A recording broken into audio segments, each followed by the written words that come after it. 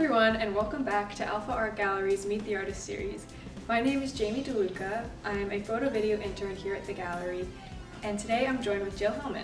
She's an exhibiting artist in our upcoming New Brunswick Art Salon's NBA's Watercolor and Mixed Media exhibition. Hi Jill, how are you today? Hi, I'm good. Very happy to be here. Yeah. At the beginning of your artist bio, you have a quote that reads, "When I step into my studio, I step into possibility. I feel a freedom and excitement to explore my materials, thoughts, ideas, and emotions, and connect with what is most true for me." Can you please describe your 3 favorite things that contribute to your sense of inspiration when you're in your studio? Okay, sure. So as I said, when I step into my studio, it's like everything else goes away, and I just kind of, it's me and my thoughts and emotions and my materials, and it's just a time away, and I love that. I love that, just kind of having that space and time that's just me and my art, and to me that's very freeing, and so that is inspiring for me. Like, I never know what's going to happen when I step in the studio, and that's what the possibility is about. It's like, let's just see, and that's exciting. Like, that's exhilarating, kind of, to have that freedom and be, out of all the crazy of life and just have that time and space. So, yeah. You have also mentioned in your bio that you work as a psychotherapist, and this helps inform your creative process through an intuitive manner. I think that it's so interesting and intriguing. Can you walk me through your artistic process? How do you decide what best speaks to your intuitive motif? Yeah, so I'd say for both being an artist and being a psychotherapist, I rely on an intuitive process.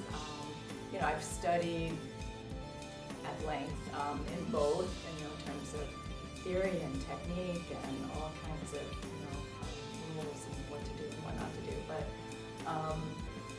that's a great framework, and then but that's not how I work when I'm in the moment either way, in my office with a client or in my studio with a painting. It's a very intuitive process. I have to kind of really connect with myself and my deeper knowledge and understanding, and either the person or the painting. It's kind of very similar, and it's an unconscious process, and it's intuitive, and I have to just kind of trust myself. And the more I can do that, the better things go both ways. If I think too much, it doesn't work well. Like, just kind of being in the moment and letting things happen. I've come over the years to kind of trust myself, and again, the more I do that, the better. So, yeah. That's so interesting. Mm-hmm. I love that. Continuing with the theme from the last question, it is also noted that you draw inspiration from both your environment and your internal landscape. What elements from these settings can the audience see reflected in your paintings? So, I'd say, again, stepping into my studio, I let my own self happen. It's an expression of my internal landscape. That's largely, when I'm in my studio, I'm influenced by everything around me, all day long, like, things I'm thinking, things I hear, things I see, colors and patterns and textures, like anywhere and everywhere. But I'd say when I travel, I've been fortunate to be able to paint in other locations through residencies or workshops in other parts of the country or world that are more beautiful than where we live. You could say that, but where I'm inspired more by kind of the landscape. So it can kind of go either way. It just depends. Again, I kind of go with what speaks to me, and I'm responding to that a lot. Where I'm at, or what I'm seeing, or thinking, or feeling. Yeah, where's like your favorite place you've traveled? Two come immediately to mind. One is Santa Fe, New Mexico. I've done a couple of workshops there. I've been there a number of times, and I just love it out there. It's the colors, the space, the landscape is so beautiful. It's so different from here. I'm sure. I'm sure. And yeah, I feel really, really inspired when I go there. And also, I did a residency in France, in the Champagne region of France, 2 years ago, and got to spend 2 weeks. I had a studio in this beautiful chateau, and I had a window and a view of the beautiful countryside, and it was so inspiring and sort of magical. I was gonna say, that sounds magical. Yeah, I was so inspired, and just, I don't know, the creativity of me and the other people that were there was just like off the charts. Like, it was really, magical. That's cool. Yeah. Wow. That's Yeah. amazing. Yeah. You really like bounce off Yeah, each other's yeah. So I have so cool. some paintings that I did in both of those spots, and like I remember, like, when I look at those, to me it just kind of brings back those whole experiences. That's so cool. It was pretty special. That's amazing. When describing your creative process, you also mentioned how you often incorporate different tools into the act of distressing the canvas. Does your choice of tools contribute to the significance of visual narrative?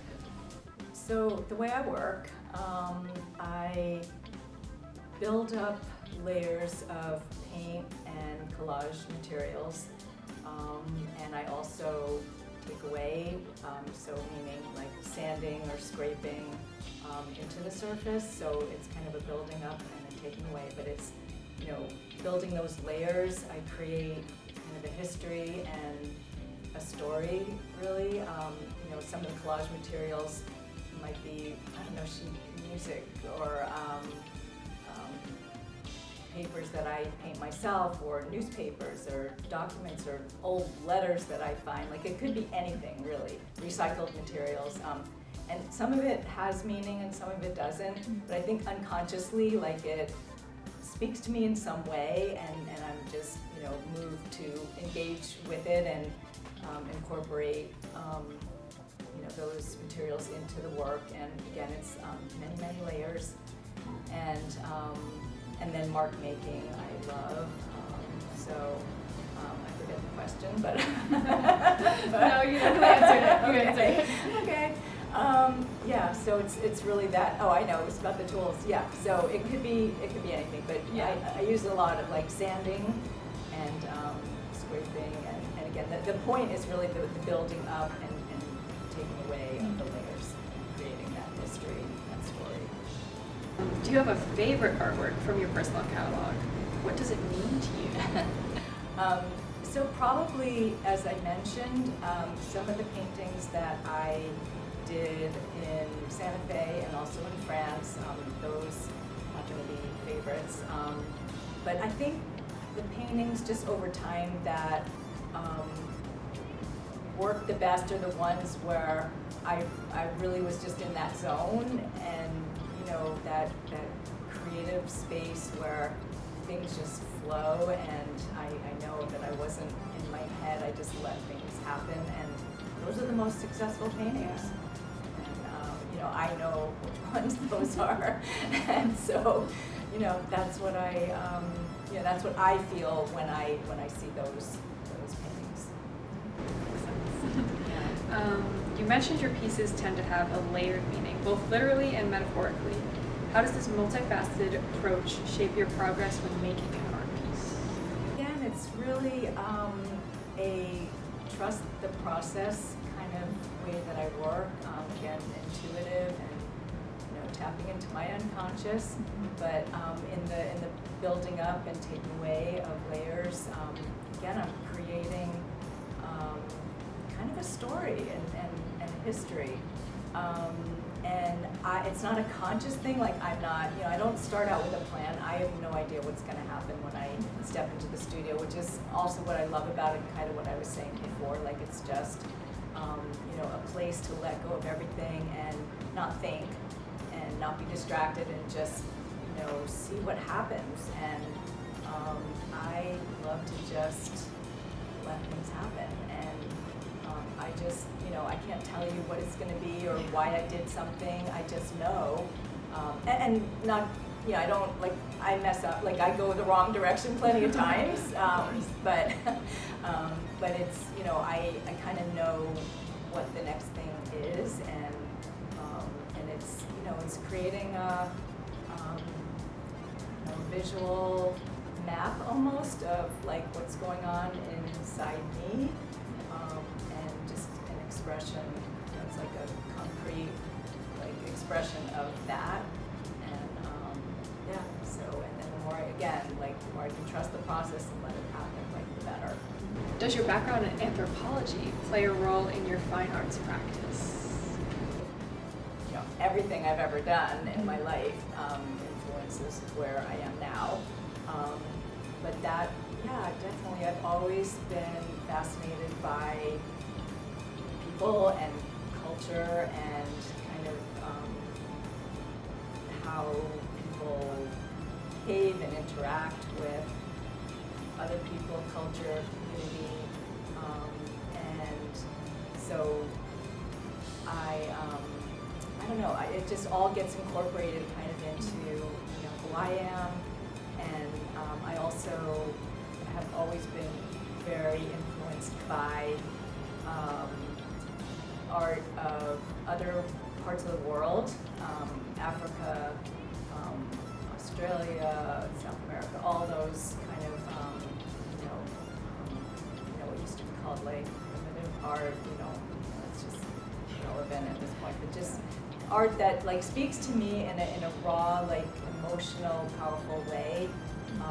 And I mean that could mean anything, but I'm just, over time in my life, I just have been influenced by art of other cultures and other people. And so I kind of can see it in my work a little bit, but yeah. Did you study anthropology? I did. I have a bachelor's degree and a master's degree in anthropology. Do you ever find yourself psychoanalyzing other artists' work? No!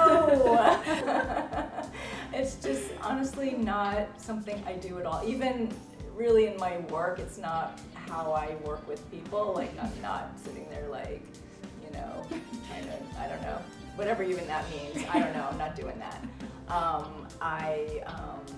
But I'm, I'm connecting with people, and I'm connecting with, I'm connecting with people, and, and I was going to say with the art too, like, it's all about an expression of feeling and emotion. So like I know if I see a piece of art and I feel something, then that's a successful work, and that's kind of, I'm just thinking about, or not even thinking, just feeling, responding in that way. I'm not like, analyzing.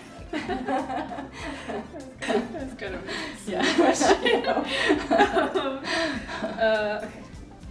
As a New York City native, what's one place in the city you'd love to see your art displayed one day? Okay. One day, sure, one of those big, prestigious art galleries or the museum, like, sure, but we'll see. Yeah. We'll see. Who knows? Yeah.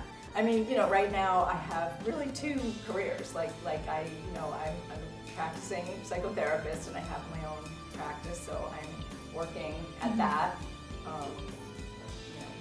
good part of the week, and then painting, so I can only do so much. My time's a bit divided. Yeah.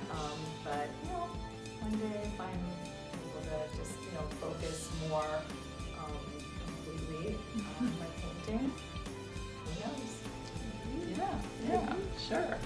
Okay. for my last question, Mhm. I'd like to ask, what's one thing you'd want your audience to keep in mind when interpreting your work?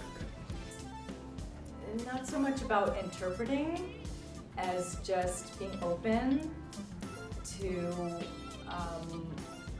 looking and feeling and responding to the work. Sometimes people see things in the work, my work's abstract, so it's not like I'm not putting anything in there that I'm aware of, though sometimes things look like things, and other people see things in my work, and that's fine. Like it's, it's their way of connecting. I totally appreciate that. I think, saying when I look at anyone's work, I'm trying to get like where they're coming from, like what they're expressing, and so I'm trying not to put my own sort of, we all bring our own, thing to it, but I hope when people look at my work that, they're not so concerned with like interpreting it as just feeling it and responding to it and being open to it. Yeah. All right, thank you so much, Jill, Okay, you're for taking welcome. time out of your day to give us a better insight into your work and artistic processes. We're very excited to showcase your work in our exhibition Between Stillness and Surge on view from October 27th, 2025 to January 9th, 2026. Thank you again for your contributions to our show. I hope you have a great rest of your day. Thank you so much. Thanks for having me. It's been fun.